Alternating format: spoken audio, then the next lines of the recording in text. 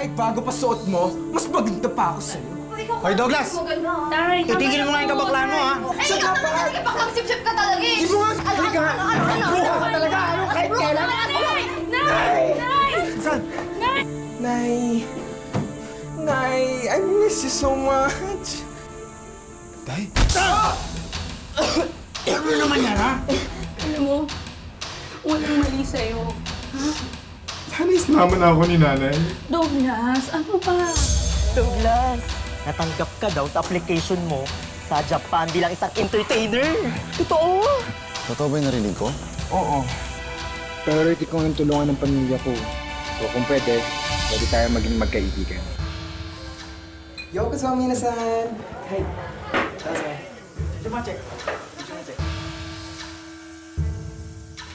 Watashi wa Ara desu. 僕はレンです。You're so beautiful. What do you know? You can be more beautiful. Toyate?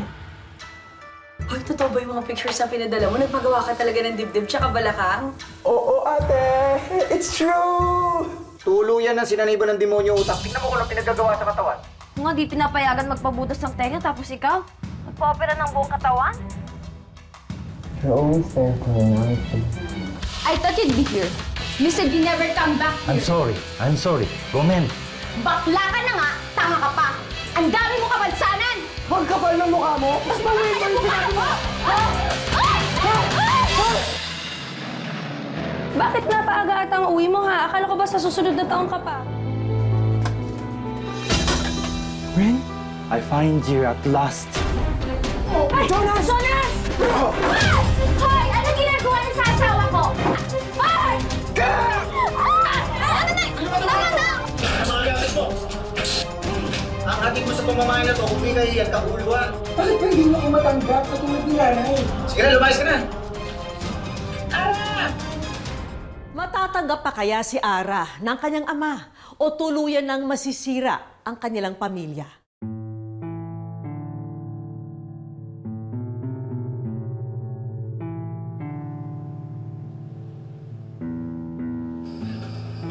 Wala sa akin, nanay. Nay! Nay! Na! Oh, nandito ka na.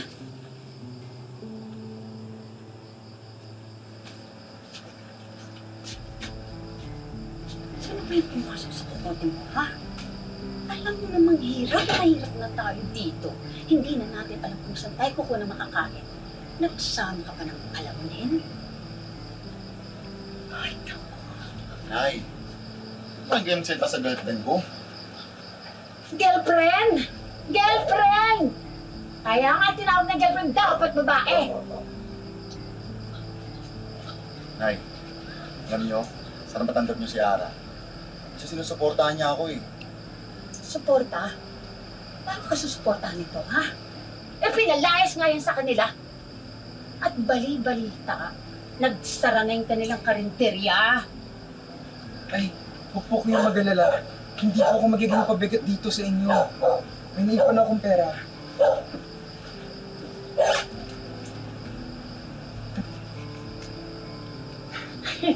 At maghahanap ako agad ng trabaho.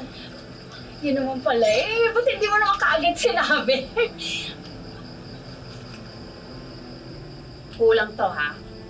Sa susunod, dagdagan mo. Oh, sige.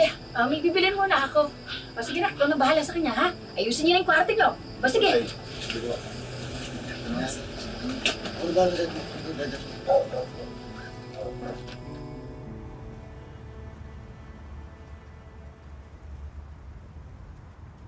O mga suki, bili na kayo. Narito na yung paborito nyo, tortang talong. Ay, bet ko yan. Pabili. Ikaw, Ara, hindi ka ba mananghalian? Ayos lang talaga ako. Tsaka, baka masira yung katawan ko pag kumain ako ng kumain. Anong busog? Eh, kanina umagaan ka pa nga hindi kumakain. Ayos lang talaga ako. Baka sakaling, tumaba pa ako pagkain ng kaya na ganyan. Hay nako, ang sabihin mo, sinasainan ni na Jonas yung kita mo rito sa parlor. Ikaw ang gumagana sa mag-ina, no? Hoy, hindi ha. Tumutulong na ako kina Jonas. Tsaka nakakaya naman kung paasa lang ako sa nanay niya, di ba? Alam mo, simula nag-abroad ka, yang si Jonas, walang ginawa kundi mamakla. Hindi naman ganun sa akin si Jonas. Ramdam ko talaga na mahal niya ako. Di ba? Hinihintay niya ako makauwi, di ba? Eh, akala niya kasi, marami kang andal. Eh, umuwi ka rin ng mga Basta, Ara, sabihin mo lang sa akin pag may ginawa yan si Jonas, ha? Hindi, kukulot ang buhok niya sa sabunot namin. Ay nako, mabuti pa kumain ka na lang.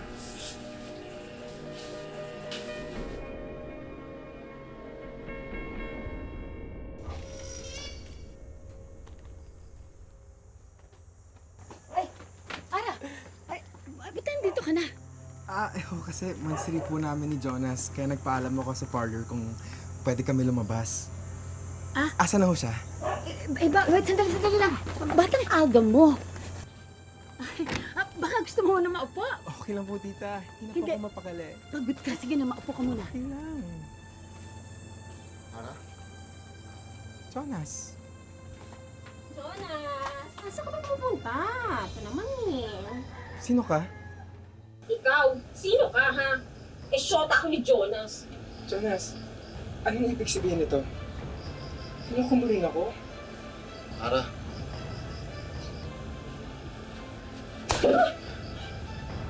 Ikaw, tita? Alam niyo po to? Aba eh, labas na ako dyan. Hindi ka naman saklaw ang laman ng utak ng anak ko eh. Pero tinanggap niyo lahat ng ibinigay ko sa inyo. Gusto kong magkaabo.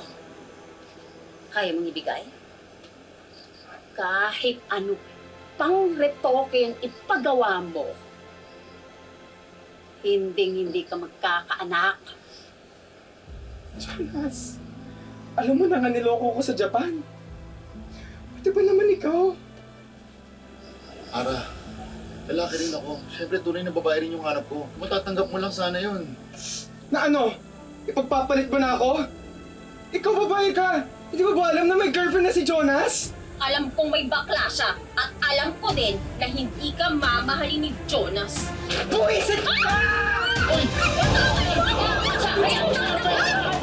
Anong mukha nito? Lingera!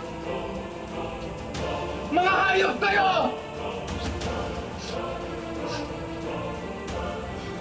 Mga hayop kayo! Ara, tama na, umalis ka na lang. Ginamit niyo lang ako! Douglas, umalis ka na! Oo, lumas ka na dito ha. At huwag daw mo nang ipapakita yung pagmumukha mo! Jonas! Alam mo yung pinagamit ko sa pamilya ko? Ikaw lang ang meron ako. Kaya parang awa mo na. Pilihan mo ako. Pilihan mo ako. Hindi ko kaya.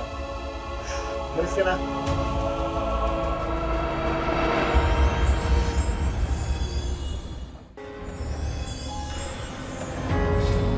Puso ay napupuno ng pangarap. May kalibin ako, nagkaroon kami ng mga hindi pagkakaunawaan. Hindi po kami magkaayos.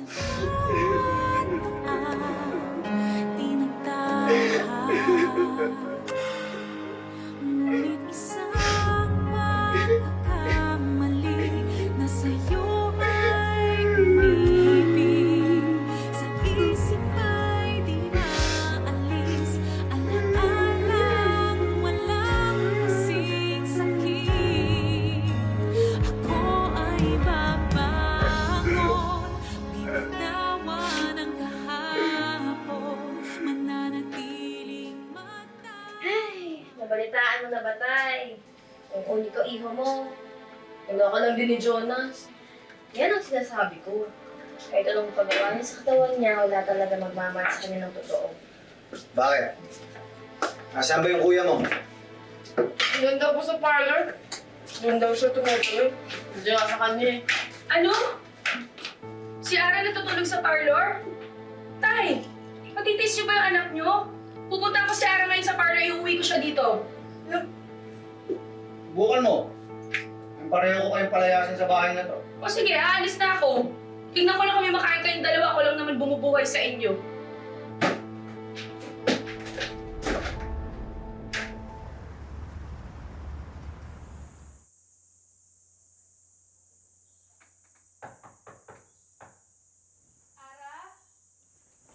Ate? Ara! Ate, ano ba nangyari sa'yo? Nag-aalala ako sa'yo. Ha? Halika na. Umuwi na tayo. Asan yung mga gamit mo? Kunin mo na. Ate! Anong mali sa akin, ate? Bakit walang gustong tumanggap sa akin? Bakit walang tunay na nagmamahal sa akin? Ara ako. Ha? Mahal na mahal ka ng ate, ha? Kahit si Nani na nasa langit na mahal ka niya tsaka tanggap ka niya. Sige na, sige na. Dali, kunin mo na yung mga gamit mo. Uwi na tayo. Halika na. Boss, teka lang. Paano ang tatay mo? Di ba magagalit yun? Hindi, ako nang bahala dun sa dalawang yun. Dapat nga hindi ko pinayagan yung dalawang yung pinalaya si Lara eh. Ara, halika na! Asan yung mga gamit mo? Ara!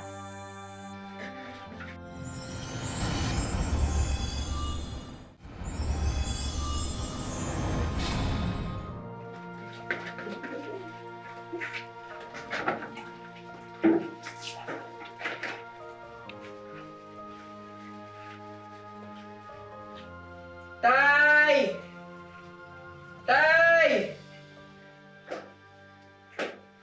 Tay, handa na po paniban niyo.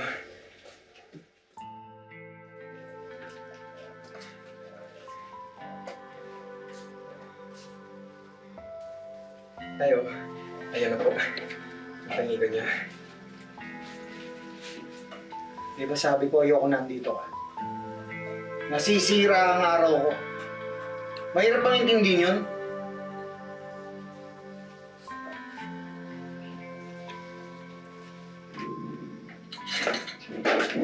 Layas!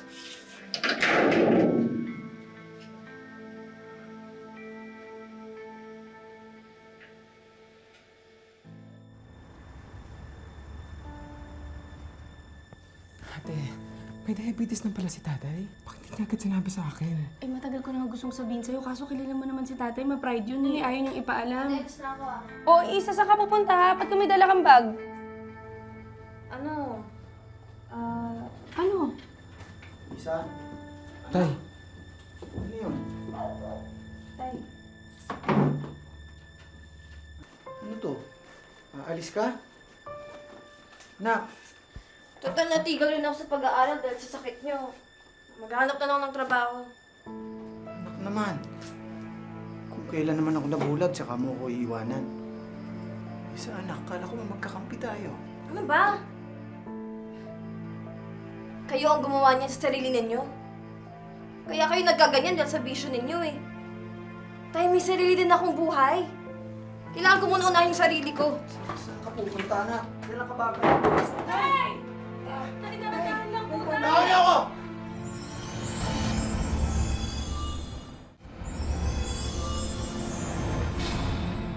Tay! Dahan lang po! Sila is kayo dito! Hindi ko kayo kailangan! Tay na ba? Hindi ko... Tay! Tay! Tay! Please! Tay! Tawag niyo ako! Tay! Wala na si Isa! Isa lang ang nagmamahal sa akin! Isa lang! Isa!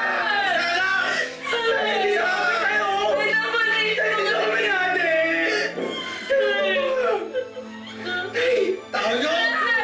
Isa lang!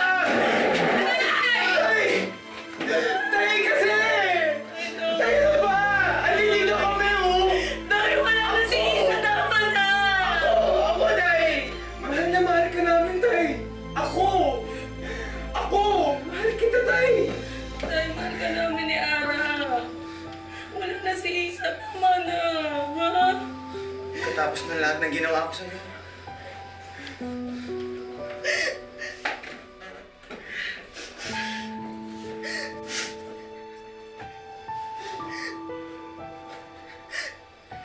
Sana naging malawak ang pangunawa ko. Kagaya nung tinanggap ka ng nanay mo. Yan lang naman ang tanging kong hinintay. Nung tuwing hinahabi ako ng mundo, sana ikaw yung naging kakampi ko.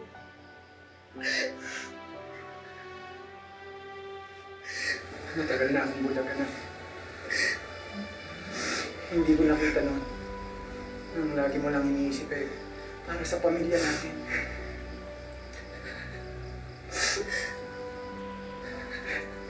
Ang napakaganda mo mukha.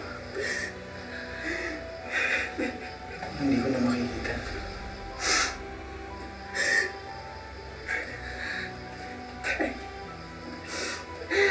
Mahal ka namin. Tay, mahal ka na kami. Kahit anong mangyari tayo.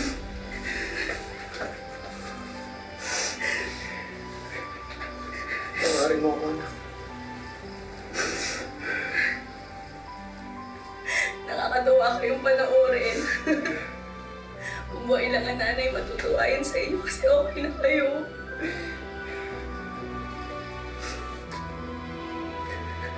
Tay, dito namin iiwan. Hindi ka na lang nandito.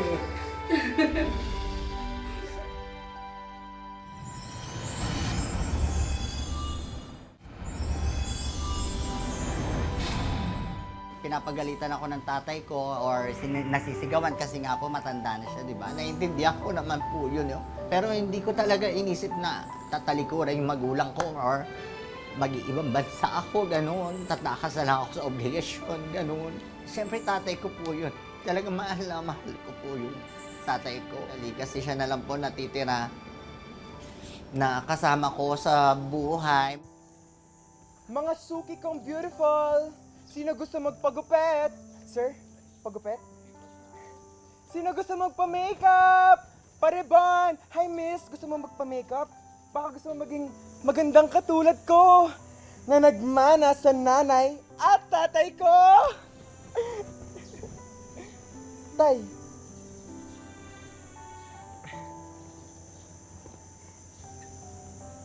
Tay, okay ka lang? Sigurado ka ba, anak, na ayos lang ako sumama sa'yo? Oo naman, Tay. Busy ngayon si ate at wala na mag-aasikaso sa'yo.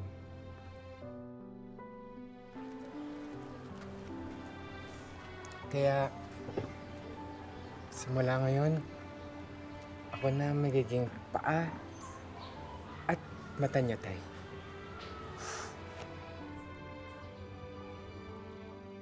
Salamat, anak.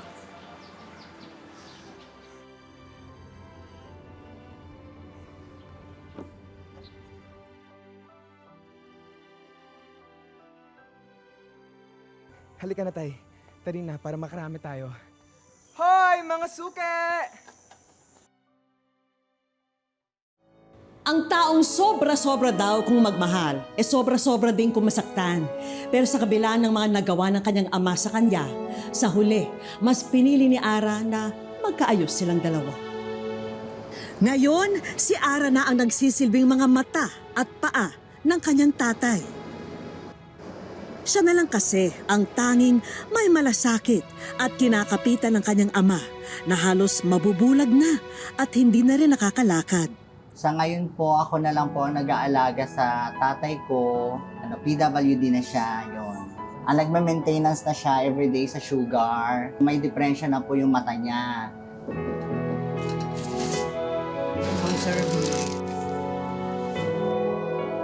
Pag-home service ng hair and makeup ang pinagkakakitaan ni Ara. Sumasideline din siya bilang makeup artist sa isang bar para may pandagdag sa pambili ng gamot ng kanyang tatay. Yung kinikita ko po regular sa gabi na 600, ang kalahati po nun is napupunta na po sa gamot ng tatay ko. Hindi ko talaga inisip na tatalikuran yung magulang ko. Lahat po gagawin ko para sa magulang ko. Kailangan ko po talagang panatilihing strong ako para sa tatay ko. Alam naming hindi madali ang pinagdaraanan ngayon ni Ara dahil sa sakit ng kanyang tatay. Kaya naman agad kumilos ang aming team para tuparin ang mga wish ni Ara para sa kanyang pamilya. Hi Ara! Welcome sa Wish Ko Lang! Kamusta ka na? Kamusta si tatay? Ano po, medyo nahihirapan siya maglakad. Di paano yan, pag nasa work ka, sinong nag-aalaga kay tatay? So pag meron po akong home services, pinapakain ko na po siya ng umaga, nagluluto na po ako. I-ready ko na po yung mga gamot niya. Talagang very devoted ka. Ikaw lang bang nag-aalaga sa daddy mo? Opo. So, gaano katagal ka na mag-isa? Matagal na po. Actually, masaya ako na ako nag-aalaga sa magulang ko. Kasi wala pa siguro naisip ko po na siguro yun talaga yung yung obligasyon ko bilang anak na ganito na transgender. Gaano mo kamahal si daddy mo? Mahal na mahal po. Hindi ko lang masabi sa kanya. Siyempre, talagang pinapakita ko na lang po sa gawain. Arang, meron akong ibibigay para sa'yo. Sagot na ng isa sa ating mga kaibigang ophthalmologist ang mga eye check-up para sa nalalabong paningin ng kanyang tatay. Salamat. Thank you po, Ma'am Vicky. Dinagdagan na rin namin yan ng financial assistance para sa medical needs ng kanyang tatay. Yan ay para makabili siya ng mga gamot, no? Para sa kanyang maintenance na sinasabi mo kanina. Yan, sana makatulong sa kanya yan. At bukod dyan, meron pa tayong mga regalo para sa'yo. Samahan niyo ako. May regalo rin kaming iba't ibang mga negosyo para sa kanya. Unang-una, alam ko gustong-gusto mo ito. Vanity kit para sa'yo. Tapos meron tayong blower. Tapos meron tayong pamplansya ng buhok. At tapos meron din tayong ito. Yan yung beauty mirror, ha? Oo, para sa mga home service business mo. Sinamahan na rin namin yan ng mga hair product, makeup product, at mga beauty product na pwede rin itinda ni Ara. May regalo rin kaming isang facial spa business package para mas bumongga ang kanyang home service business. At isang basic facial training course para mas mahasa pa ang kakayahan ni Ara sa pagpapabeauty ng iba. So ito naman para makatulong ka sa skin maintenance ng mga clients mo. Hindi lang yan. Para rin may regular na pagkakakitaan ka, Ara, may regalo rin kaming isang 10-in-1 food cart business. Kompleto yan ang mga gamit, yung mga fryer, yung steamer. May bonus din kaming mga yema spread product at mushroom chicharon product pandagdag paninda ni Ara. But wait, there's more! May regalo rin kaming Wish Ko Lang Savings, tulong pinansyal ng aming programa para kina Ara at Tatay Felix. Maraming salamat po, Miss Vicky. Thank you. Aral sa atin ang kwento ni Ara na wala namang pinipiling kasarian, ang respeto at pagmamahal. Pero kung minsan, ang respeto at pagmamahal na gusto nating makuha sa iba, mahahanap lang pala sa ating mga sarili at pamilya. Wala namang masama sa pagiging LGBT hanggat wala kang natatapakang tao. Wala kang mali. Mga kapuso, lagi po nating tatandaan. Hanggat hindi tayo napapagod, humiling at maniwala, hindi tayo mapapagod, lumaban sa buhay. Ako po si Vicky Morales at ito po ang Wish Ko Lang.